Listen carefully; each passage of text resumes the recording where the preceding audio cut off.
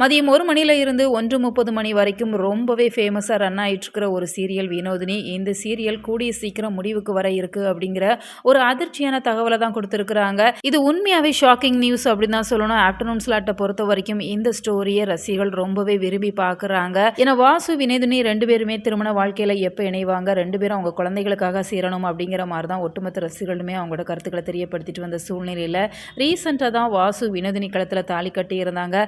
அதனால அவங்க குழந்தைங்களுமே சேஃபா இருப்பாங்க. ஸோ ஸ்டோரி ரொம்பவே வேற லெவல்ல இனி விறுவிறுப்பா இருக்கும் அப்படின்னு சொல்லி தான் எதிர்பார்க்கப்பட்டது. இந்த சூழ்நிலையில ரீசென்ட்டா கிளைமேக்ஸ் ஷூட் எடுத்திருக்கிறாங்க.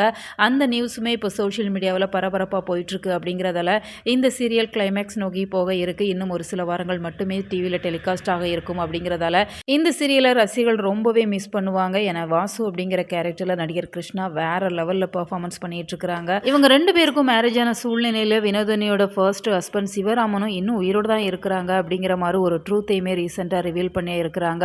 அப்படி இருக்கிறப்ப சிவராமன் உயிரோடு இருக்கிறாங்க. இப்போ வினோதினிக்கு மேரேஜும் ஆயிடுச்சு அப்படிங்கிற சமயத்தில் ஸ்டோரியை எப்படி கொண்டு போக இருக்கிறாங்களோ அப்படிங்கிற பரபரப்பாக வச்சுருந்தாங்க.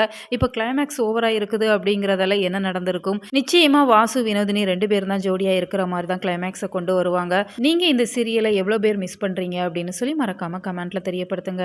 மேலும் இது போன்ற வீடியோக்களுக்கு நம்ம சேனலை சப்ஸ்கிரைப் பண்ணுங்கள்.